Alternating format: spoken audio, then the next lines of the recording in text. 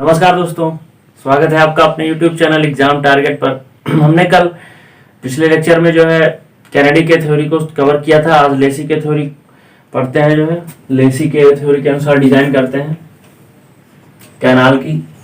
Laces theory.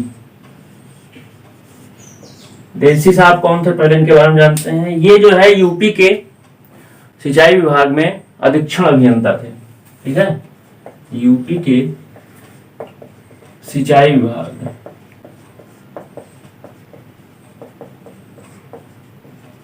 अधीक्षण अभियंता। ठीक है, अब इनकी थ्योरी की बात करते हैं। उन्होंने क्या सिद्धांत दिया।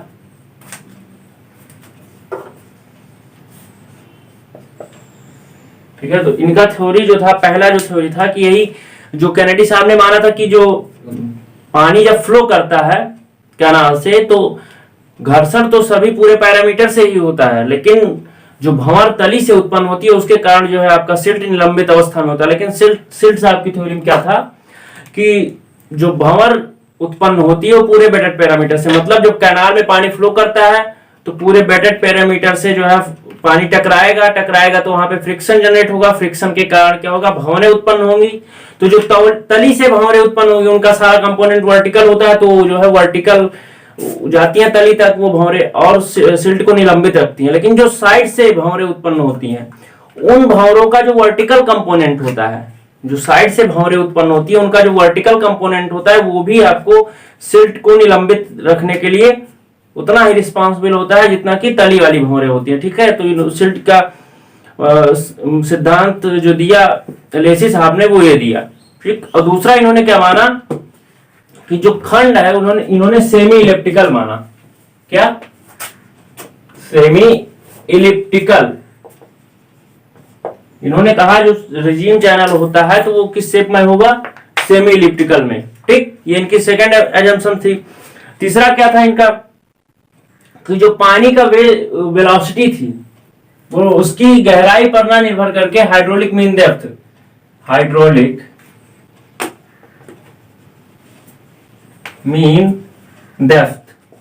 पर डिपेंड करती है। जो पानी की वेलोसिटी होती है वो आपकी उसके जो है डेप्थ पर, पानी की डेप्थ पर ना डिपेंड करके उसके हाइड्रोलिक मीन डेप्थ पर डिपेंड करती है। ठीक है, अब अगला बात करते हैं हम कि ये हो गया तो इनका जो थ्योरी दिए कि क्या होगा कि तली के साथ साथ जो है साइड की जो भंवरें होती है उनका वर्टिकल कंपोनेंट भी आपको सिल्ट को निलंबित रखने के लिए जो है रिस्पॉन्सिबल होता है। और इन्होंने सेक्शन को सेमी इलिप्टिकल माना और ये कहा जो वेलोसिटी है वो आपके डेप्थ पे ना डिपेंड होकर हाइड्रोलिक मीन डेप्थ पे डिपेंड करती है। ठीक है, अब हम बात करते हैं कि इन्होंने कुछ ट्रू रिजिम की कंडीशन बताई कि अगर जो है आपका चैनल ट्रू रिजिम है तो कब कहा जाएगा ट्रू रिजिम है। तो उनकी कुछ कंडीशंस थी।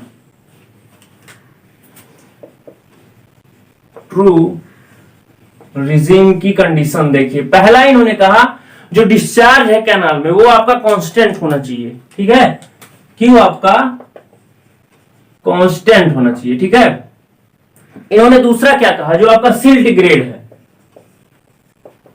सिल्ट ग्रेड वो भी कांस्टेंट होना चाहिए। थर्ड इन्होंने कहा जो सिल्ट चार्ज है वो क्या होना चाहिए, कांस्टेंट। सिल्ट ग्रेड कांस्टेंट होना चाहिए, सिल्ट चार्ज कांस्टेंट होना चाहिए, डिस्चार्ज कांस्टेंट होना चाहिए। इन्होंने चौथा क्या कहा कि जो आपका कैनाल है, कैनाल मतलब ऐसे जगह से फ्लो करनी चाहिए, कैनाल ऐसे जगह से फ्लो करना चाहिए जहां का जो सॉइल है वो इनकोहेरेंट एलुवियम हो। ठीक है, इनकोहेरेंट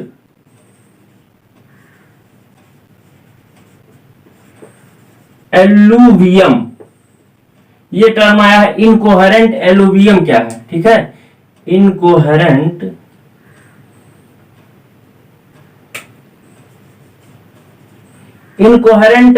एलुवियम क्या है कि मान लीजिए आपकी सॉइल ऐसे जो है आपकी सॉइल है जहां से कैनाल गुजर रही है, तो वो सॉइल जो होनी चाहिए आपकी आसानी से स्कॉर भी हो जाए और आसानी से वहां पे सिल्टिंग भी हो जाए। ठीक, इनकोहेरेंट एलुवियम का मतलब है कि अगर कैनाल से पानी फ्लो हो रहा है तो वहां उसकी सॉइल ऐसी होनी चाहिए कि आसानी से स्कोर हो जाए और आसानी से सिल्टिंग भी हो जाए उसमें, ठीक है। तो उसी प्रॉपर्टी को क्या कहते हैं, इनकोहेरेंट एलुवियम।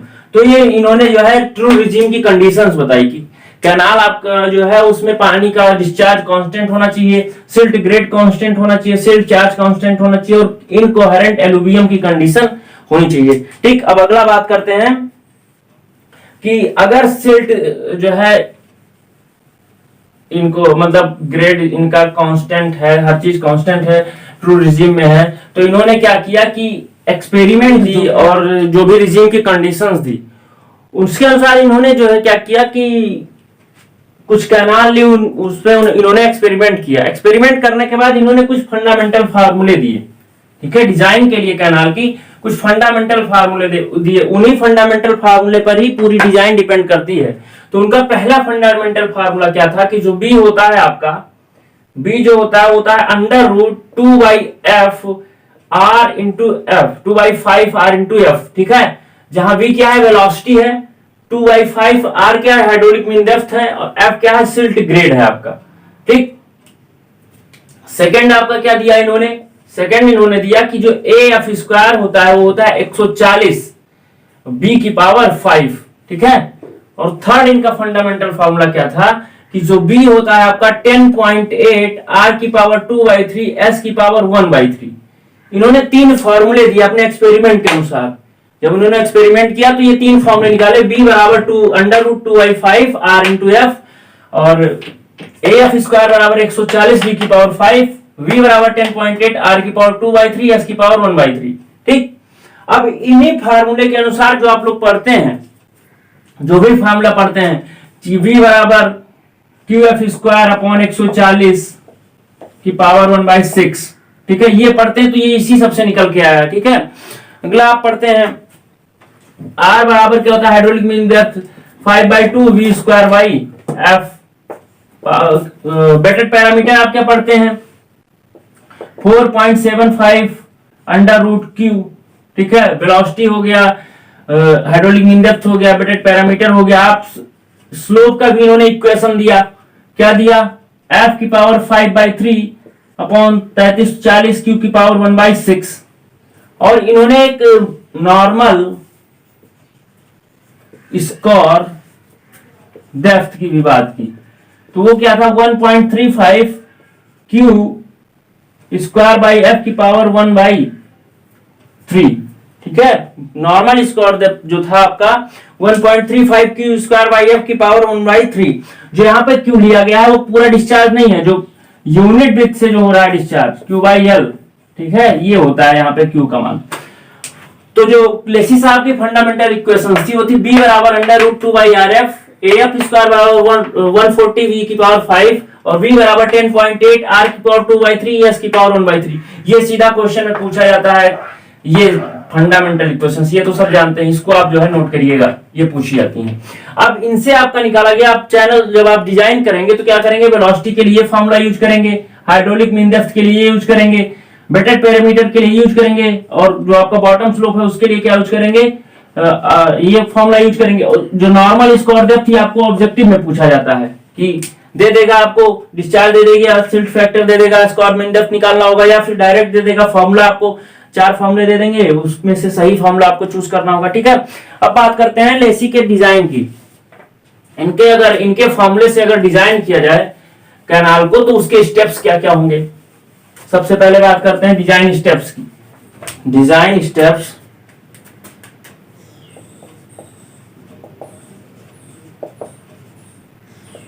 ठीक है। तो पहला स्टेप आपका क्या होगा, पहला स्टेप आप क्या होगा कि सिल्ट ग्रेड निकालेंगे। स्टेप 1 में आप क्या करेंगे, सिल्ट ग्रेड निकालेंगे। कैसे निकलेगा, F बराबर जो होता है आपका 1.75 अंडर रूट में d mm में रख दीजिए आप, ठीक है। जो सिल्ट का पार्टिकल का साइज है उसे mm में रख दीजिए, तो आपका सिल्ट ग्रेड निकल आया सिल्ट ग्रेड। या तो क्वेश्चन में दिया होगा, नहीं दिया है तो आप निकाल लीजिए। तब दूसरा स्टेप पे चलेंगे आप। दूसरा स्टेप क्या करेंगे, आप वेलोसिटी निकालेंगे। वेलोसिटी कैलकुलेट, वेलोसिटी, तो वेलोसिटी आप कैसे निकालेंगे, v बराबर होता है q f स्क्वायर अपॉन 140 की पावर 1/6। ठीक है, अभी आपने यही चीज पढ़ा। अब हम बात करेंगे थर्ड स्टेप। स्टेप थर्ड में क्या हो जाएगा, आपका वेलोसिटी पता चल गया, आप सेक्शन मान लेंगे। आप सेक्शन कौन सा मानेंगे, ट्रेपीजॉइडल शेप का सेक्शन मानेंगे, है ना। और ये हाफ हॉरिजॉन्टल और 1 वर्टिकल का आप स्लोप मानेंगे, साइड स्लोप। ठीक है, तो ये आपका क्या हो जाएगा, मान लीजिए आपने n horizontal is to 1 vertical माना है, तो ये आपका n d हो जाएगा। ये आपका अगर d है और ये आपका b है, तो क्या हो जाएगा, nd ये हो जाएगा इधर, nd इधर हो जाएगा, है ना। तो यहां पे आपका क्या हो जाएगा, b प्लस 2nd, ये चीज आपका हो गया। तो q बराबर एरिया आप ज्ञात करेंगे, v वेलोसिटी आपको पता चल गया, तो एरिया बराबर क्या हो जाएगा, q बाई v। तो यहां से आपको एरिया निकल आएगा, जो एरिया निकल के आया इस एरिया के बराबर कर देंगे। तो यहां से एरिया आप निकालिए, तो एरिया क्या होता है, a plus B by 2 into H. ये आपका किसका एरिया होता है, ट्रेपीजॉइडल सेक्शन का। तो इसमें रखिए a का मान क्या है, b, v का मान क्या है, b plus 2nd upon 2 into क्या है, d। तो क्या हो जाएगा, b b 2b हो जाएगा, 2 कॉमन हो जाएगा, 2 2 कट जाएगा, तो क्या हो जाएगा, b plus nd into d। ये आपका एरिया हो जाएगा। इसके बराबर कर देंगे तो एक इक्वेशन आपको मिलेगी, a बराबर b plus nd into d। यहां से आपको एक इक्वेशन मिल जाएगी। अब आगे क्या करेंगे आप, स्टेप 4 में क्या करेंगे, आगे के स्टेप में आप वेटेड पेरीमीटर निकाल लेंगे, है ना।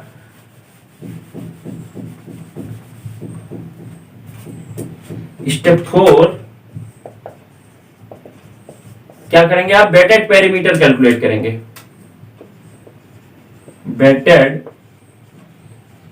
पेरीमीटर ये कैसे कैलकुलेट करेंगे, पीडब्ल्यू बराबर हमने बताया आपको 4.75 under root Q, 4.75 under root Q है। अब यहां से वेटेड पेरीमीटर निकालिए, तो इसकी लेंथ क्या होगी, ये जो आपकी लेंथ है ये कितना हो जाएगी, देखिए ये एनडी है, तो एनडी का स्क्वायर डी का स्क्वायर स्क्वायर करके अंडर रूट कर दीजिए, तो क्या हो जाएगा आपका, इस ये लेंथ निकल आएगी, क्या हो जाएगा, D under root 1 plus N square.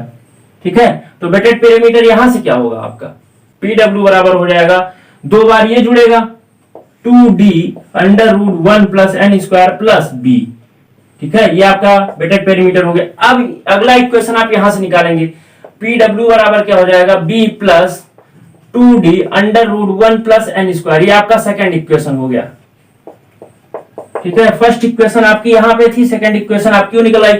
यहां से आप क्या करिए, v की वैल्यू निकाल लीजिए, v की वैल्यू निकाल लीजिए या फिर d की वैल्यू निकाल लीजिए, यहां पे रख दीजिए।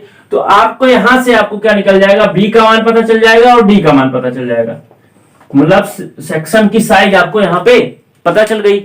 अब क्या करना है आपको, अब लास्ट जब आपको सेक्शन की साइज पता चल गई, तो आपको बचा क्या, डिजाइन में आपको क्या पता करना होता है, सेक्शन की साइज और उसका बॉटम स्लोप।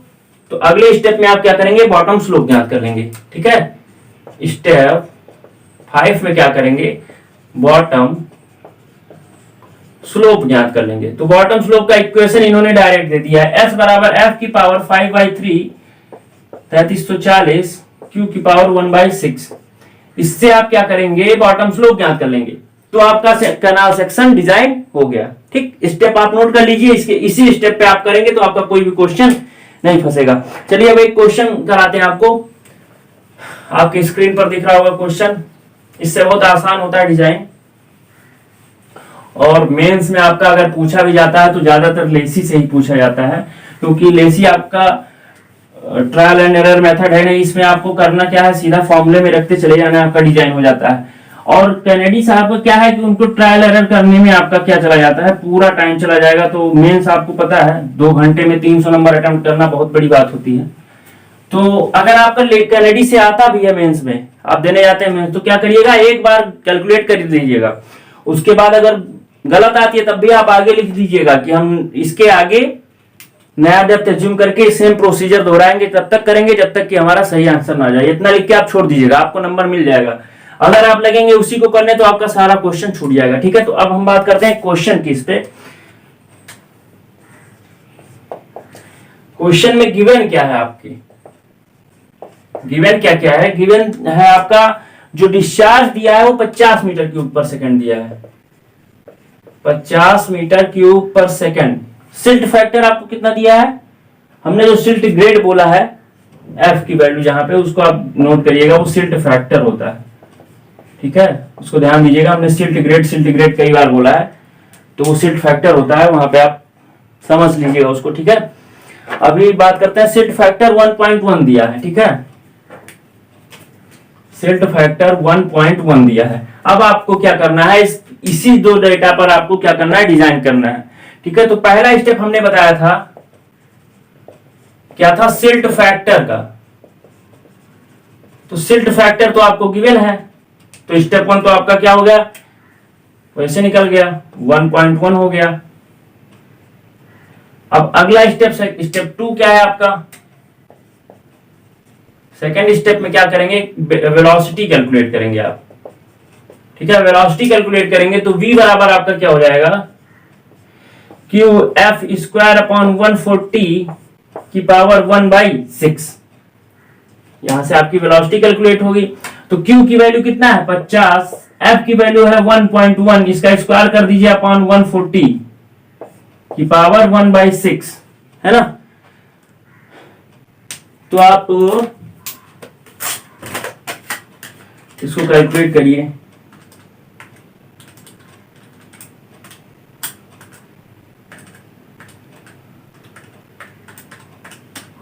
कितना 0.869 मीटर पर सेकंड, ठीक है।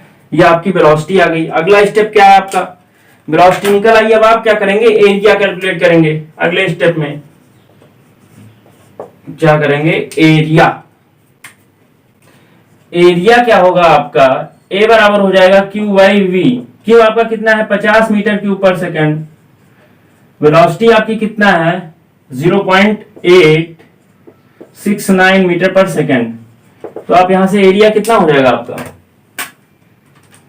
50/0.869 कितना हो जाएगा 57.53 मीटर स्क्वायर आपका क्या आ गया, एरिया। एरिया आपका कैलकुलेट हो गया। आप फोर्थ स्टेप में चलेंगे। आप स्टेप फोर्थ में आपने क्या कहा था, आप क्या मानेंगे, एक सेक्शन मानेंगे। हमने ट्रेपीजॉइडल सेक्शन माना ट्रेपीजॉइडल सेक्शन, ठीक है। Assuming trapezoidal section with side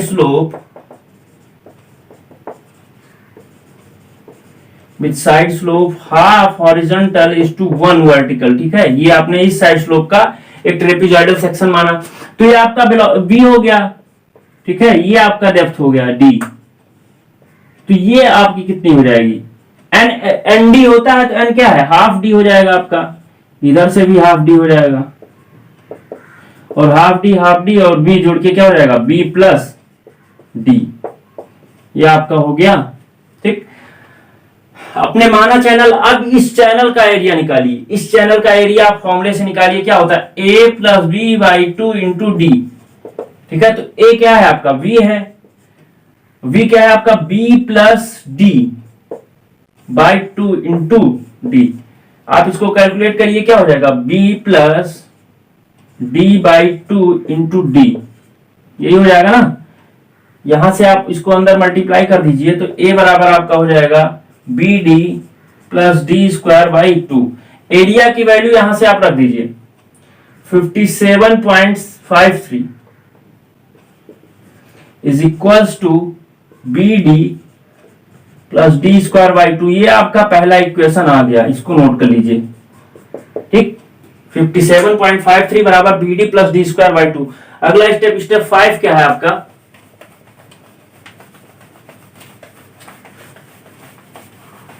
अगले स्टेप में क्या करेंगे, आप वेटेड पेरीमीटर निकालिए, ठीक है। वेटेड पेरीमीटर निकालिए, फिर उसका जो फॉर्मूला आया है, जो इक्वेशन आएगी उसको आप वहां से बी निकालेंगे, ठीक है। तो स्टेप नंबर 5 क्या है आपका, वेटेड पैरामीटर कैलकुलेट करना है आपको। तो वेटेड पैरामीटर कैसे कैलकुलेट करेंगे, आपका फॉर्मूला डायरेक्ट है पी डब्ल्यू बराबर होता है 4.75 अंडर रूट क्यू, तो यानी 4.75 अंडर रूट 50, यहां से निकालिए कितना आएगा 4.75 अंडर रूट 50, यह आ गया 33.58, कितना आ गया 33.58 मीटर।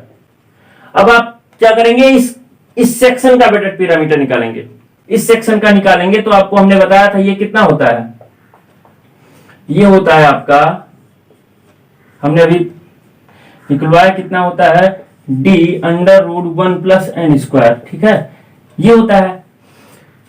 तो आप पूरा बेटेड पैरामीटर कितना हो जाएगा b plus 2d under root 1 plus N square, यहां पे आप b प्लस 2d कितना हो जाएगा 2d अंडर रूट 1 प्लस 1/2 का होल स्क्वायर, इतना हो जाएगा, ठीक है। अब आप बेटेड पैरामीटर की वैल्यू रख दीजिए, कितना है 33.58, हाँ 33.58 बराबर, इसको कैलकुलेट करिए 1/2 का होल स्क्वायर प्लस 1, इसको अंडर रूट में करिए इंटू 2 करिए, कितना हो जाएगा 2.236, b प्लस 2.236 d, ठीक है, ये हो गया b प्लस 2.236 d। तो यहां से आप b की वैल्यू निकाल लीजिए, तो 33.58 माइनस 2.236 d, ये आपका सेकेंड हो गया इक्वेशन, सेकेंड इक्वेशन आपकी यहां से आ गई, b की वैल्यू पता चल गई। अब b की वैल्यू पहले इक्वेशन में हम क्या करेंगे, रख देंगे, putting value of b in equation 1, ठीक है, इक्वेशन 1 में रखिए तो क्या हो जाएगा 57.53 इक्वल टू बी की वैल्यू क्या है आपका 33.58 माइनस 2.236 डी इंटू क्या हो जाएगा D plus D square by 2, ठीक। अब आप इसको कैलकुलेट करेंगे, कैलकुलेट करके यहां से डी की वैल्यू निकालेंगे, ठीक है।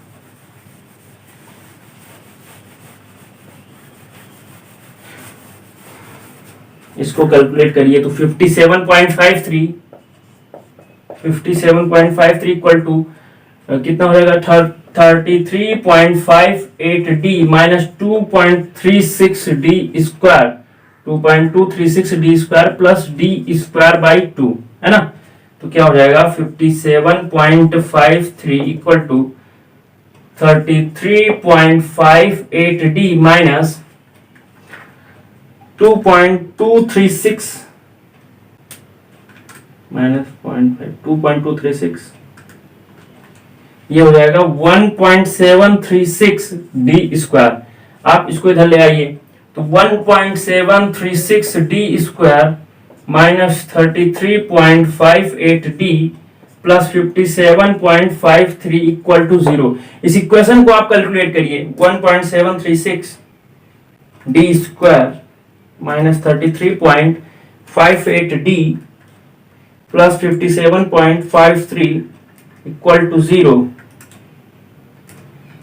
आपकी डी की वैल्यू कितना आ गई 1.899 मीटर, ठीक है। एक चीज आपका कैलकुलेट हो गया, इसमें रखिए आप बी की वैल्यू निकाल लीजिए, वी की वैल्यू निकालेंगे कितना हो जाएगा, डी में आप क्या करेंगे 2.236 से मल्टीप्लाई कर देंगे और 33.58 में से इसको घटा देंगे, कितना आ जाएगा 29.33 मीटर। ये आपका क्या निकल आया वी, ठीक है, डी और बी आपका निकल आया, डेप्थ और विड्थ आपका निकल आया। अब लास्ट चीज क्या बचा है आपका, बॉटम स्लोप निकल आया, तो कैनाल आपकी डिजाइन हो गई, है ना। तो अगला स्टेप है आपका स्टेप 6, क्या है बॉटम स्लोप और ग्रेडियंट कह सकते हैं इसको, ठीक है। तो ग्रेडियंट कैलकुलेट करने का फॉर्मूला हमको डायरेक्ट पता है, एस बराबर होता है एफ की पावर 5/3 3340 क्यू की पावर 1/6, ठीक है। एफ कितनी है आपकी 1.1 की पावर क्या हो जाएगा 5/3 3340, क्यू आपका क्या है 50 की पावर 1/6। तो एस आप कैलकुलेट करेंगे तो 1 इन कितना आएगा, कैलकुलेट करिए आप भी,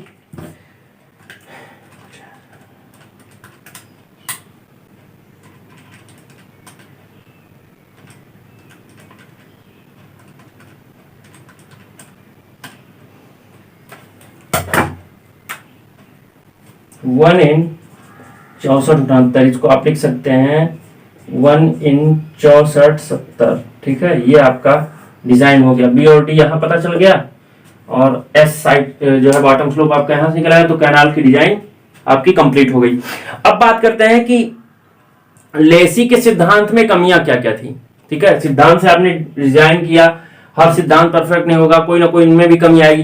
तो इन्होंने सबसे पहली बात जो आपको कहा कि आपका रिजिन सेक्शन जो होता है वो क्या होता है, सेमी इलेक्ट्रिकल। इन्होंने सारी गणनाएं सेमी इलेक्ट्रिकल मान के की, लेकिन जो है जब आप मतलब इनसे क्वेश्चन सॉल्व करते हैं या फिर इन्होंने जो भी कुछ किया बाद में, ठीक है, चैनल को तो इन्होंने सेमी इलेक्ट्रिकल माना, लेकिन जो भी बाद में प्रोसीजर किया या फिर जो भी सिद्धांत दिया वो आपका आके कहां पे अटक गया, ट्रेपीजॉइडल पे। माना तो इन्होंने जो है सेमी इलेक्ट्रिकल, लेकिन किया किस पे, ट्रेपीजॉइडल पे। तो यहीं पे आपकी पहली कमी दिख गई। दूसरा, इन्होंने सिल्ट फैक्टर तो दिया, लेकिन सिल्ट ग्रेड और सिल्ट चार्ज के बारे में इन्होंने भी कुछ नहीं बोला। ठीक है, थर्ड कमी क्या थी इनकी कि इन्होंने सिल्ट के जो है साइज के बारे में कुछ नहीं बताया कि मतलब जो है पूरे आपकी पैरामीटर है, आपका पूरा पैरामीटर या पूरी कैनाल है, उसमें कहीं पे सिल्ट आपका ज्यादा बड़ा होगा, कहीं छोटा होगा, तो वहां पे सेटलमेंट जो है जल्दी होगा, कहीं पे कम होगा, कहीं पे सेडिमेंट अवस्था में रहेगा, निलंबित रहेगा, कहीं पे नहीं रहेगा। तो इन सब चीजों के बारे में इन्होंने भी नहीं बताया। ठीक है, ये आपका लेसी थ्योरी जो हो गया। अब हम बात करते हैं कि कुछ कंपैरिजन करते हैं लेसी और कैनेडी के थ्योरी का। ठीक है, comparison of Lacey and Kennedy's theory. Numerical करते रहिए आप लोग भी, ऐसा नहीं है कि अगर आप प्री निकालते हैं, प्री क्वालिफाई करते हैं तो तुरंत 3 महीने आप मेंस को क्वालिफाई करने के लिए जो है एबल हो जाएंगे। हम ये नहीं कह रहे हैं पूरा समय आप दीजिए, लेकिन कुछ जो न्यूमेरिकल हम करवा रहे हैं इससे रिलेटेड एक आध दो न्यूमेरिकल आप भी करिए। और अगर आपको नहीं आता है, समझ में कोई क्वेश्चन फंसता है, तो आप जो है हमको जो है डिस्क्रिप्शन में टेलीग्राम चैनल है उस पर आप भेजिए, तो वहां पे आपको क्या सॉल्यूशन आपको अगले दिन हम यहाँ पे कराएंगे। ठीक है, बात करते हैं जो है कैनेडी और लेसी के सिद्धांत का। जो है यहाँ पे आप बात करिए कैनेडी की, यहाँ पे बात करिए लेसी की। ठीक है, तो इनका कंपैरिजन करते हैं। कंपैरिजन में सबसे पहले हम बात करेंगे कि जो एडीज उत्पन्न होती है, एडीज की बात करें तो कैनेडी साहब ने जो कहा कि केवल तली से उत्पन्न होने वाली जो भंवरें होती हैं वही आपको सिल्ट को निलंबित रखने में सहायक होती हैं। लेकिन लेसी साहब ने क्या कहा, इन्होंने कहा कि तली के साथ साथ जो साइड से भंवरें उत्पन्न होती हैं उनका वर्टिकल कंपोनेंट जो होता है वो उतना ही रिस्पॉन्सिबल होता है जितना बॉटम से आने वाली भंवरें रिस्पॉन्सिबल होती हैं सिल्ट को निलंबित रखने में। ठीक है, तो ये कंपैरिजन हो गया। फिर इन्होंने क्या माना, इन्होंने जो है ट्रेपीजॉइडल सेक्शन ही माना डिजाइन के लिए अपने, लेकिन इन्होंने माना इलेक्ट्रिकल, लेकिन किया किस पे, ट्रेपीजॉइडल पे। ठीक, इन्होंने जो है बॉटम स्लोप के लिए कोई इक्वेशन नहीं दी, लेकिन इन्होंने बॉटम स्लोप के लिए इक्वेशन दी। तो सबसे पहले बात करें, इन्होंने जो एडीज केवल बॉटम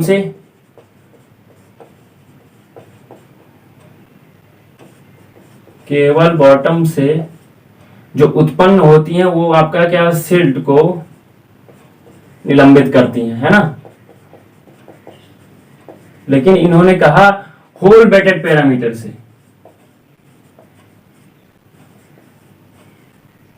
होल बेटेड पेरीमीटर से उत्पन्न होती हैं और सिल्ट को निलंबित करती हैं, सिल्ट को निलंबित करती है। ठीक है, अब पहला हो गया आपका। दूसरा इन्होंने क्या कहा, इन्होंने ट्रेपीजॉइडल सेक्शन माना और उसी पे ही इन्होंने अपना क्या किया, डिजाइन किया। लेकिन इन्होंने माना किसा, सेमी इलेक्ट्रिकल, लेकिन डिजाइन किस पे किया, ट्रेपीजॉइडल पर। ठीक है, ये चीज आप नोट कर लीजिएगा अच्छे से। थर्ड इनका क्या था कि इन्होंने साइड जो बॉटम स्लोप के लिए कोई इक्वेशन नहीं दी, बॉटम स्लोप के लिए नो इक्वेशन, लेकिन इन्होंने बॉटम स्लोप के लिए इक्वेशन दी, बॉटम स्लोप इक्वेशन इन्होंने दी। इनके अनुसार क्या था, इन्होंने जो है सिल्ट का कहीं पे जिक्र ही नहीं किया, सिल्ट फैक्टर का कोई नहीं जिक्र है, सिल्ट फैक्टर कुछ नहीं जिक्र है इनका, लेकिन इन्होंने सिल्ट फैक्टर का फॉर्मूला दिया। ठीक, तो ऐसे बहुत सारे डिफरेंसेस हैं। अब 4 हो गए, ठीक है, इतना बहुत है। और इनका एक और था, केवल ये जो है एलुवियल सॉइल के लिए इन्होंने किया, जो इनका कैनेडी सिद्धांत होता है केवल एल्यूवियल सॉइल के लिए जो है यूजफुल होता है, लेकिन जो लेसी का सिद्धांत होता है एल्यूवियल के साथ रिवर्स के लिए भी आपका जो है यूजफुल होता है। ठीक, इतना हो गया आपका कंपैरिजन में। अब हम कैनाल लाइनिंग की बात करते हैं। कैनाल लाइनिंग हम आपको डिजाइन कर बताएंगे कि कैसे की जाती है, बस इसके कुछ एडवांटेज आप जान लीजिए आज, बाकी अगले लेक्चर में कवर करेंगे कैनाल लाइन को। यही अगला जो लेक्चर होगा आपका इस कैनाल का लास्ट लेक्चर होगा, इसके बाद कैनाल हेडवर्क पर हम लोग आएंगे। ठीक है, तो अभी बात करते हैं कैनाल लाइनिंग की। कैनाल लाइनिंग क्या होती है? जो कैनाल होती है आपका, कैनाल के क्रॉस सेक्शन पर या पेरीमीटर पर, उसके सरफेस एरिया पर जिससे पानी फ्लो हो रहा है, उस पर कोई ऐसा इम्परवियस लेयर स्थापित कर दिया जाए जिससे पानी का सीपेज रुक जाए। ठीक है, पानी का सीपेज रुक जाए और भी वेलोसिटी बढ़ जाए। ठीक है, इन सब चीजों के लिए जो कैनाल लाइनिंग होती है की जाती है। कैनाल लाइनिंग का मतलब हुआ कि कैनाल के सेक्शन में आपको क्या कर दिया जाए, उसको इम्परवियस कर दिया जाए। ठीक, किसी इम्परवियस मटेरियल से उसको इम्परवियस कर दिया जाए। ठीक, तो इसके एडवांटेज क्या है? कैनाल लाइनिंग के आपके एडवांटेज क्या है? एडवांटेजेस, इसके कितने लाभ हैं? तो जो पहला आपका एडवांटेज है, सबसे पहला सीपेज कंट्रोल। जब आपका कैनाल जो होगा वो इम्परवियस मटेरियल से जो है उसका जितना सरफेस होगा इम्परवियस मटेरियल से कवर कर लिया जाएगा, तो क्या होगा कि कैनाल से सीपेज नहीं होगा। सीपेज नहीं होगा तो वाटर लॉसेस नहीं होगा, वाटर लॉसेस नहीं होगा तो आपको जो है जितना पानी आप भेज रहे हैं मेन कैनाल से, उससे जो है मैक्सिमम एफिशिएंसी आपको प्राप्त होगी। ठीक, अब दूसरा आपका क्या है? दूसरा इसका क्या लाभ है? जो वाटर लॉगिंग आपकी होती है वो आपकी कंट्रोल होगी। जब आपका सीपेज नहीं होगा, सीपेज नहीं होगा तो पास के एरिया जो फील्ड है आपकी कल्चरेबल फील्ड है उसमें पानी नहीं जाएगा। पानी नहीं जाएगा तो वाटर टेबल ऊपर नहीं आएगा। वाटर टेबल ऊपर नहीं आएगा तो क्या होगा? फसलों के रूप जोन में परमानेंटली पानी स्टोर नहीं होगा। स्टोर नहीं होगा तो आपका वाटर लॉगिंग कंट्रोल हो जाएगा। ठीक, अगला आपका क्या है कि जो कैनाल का कमांड है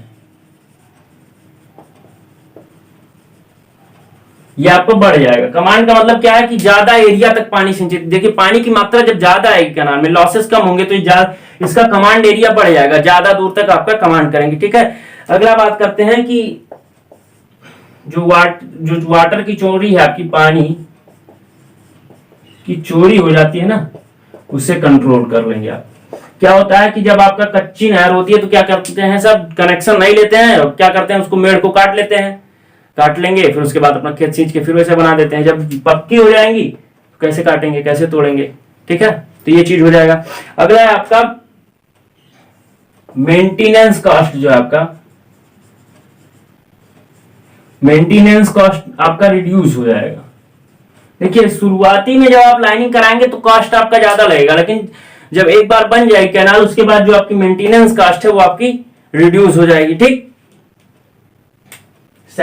अगला बात करते हैं क्रॉस सेक्शन साइज। आपकी क्या हो जाएगी? कम हो जाएगी।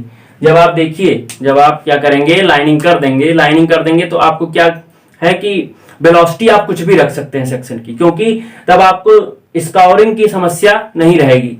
तो आप वेलोसिटी बढ़ा के जो सेक्शन साइज को कम कर देंगे, डिस्चार्ज आपका मेंटेन रहेगा। ठीक, तो ये चीज हो जाएगा। ये इतने आपके कैनाल लाइनिंग के लाभ हैं। अब हम अगले लेक्चर में बात करेंगे कैनाल लाइनिंग की कैसे जाती है, क्या उसकी डिजाइन का प्रोसीजर है, उसके बाद आपका वही आपका लास्ट चैप्टर होगा। ठीक है, ठीक है भैया, तो आज के लिए बस इतना ही। धन्यवाद।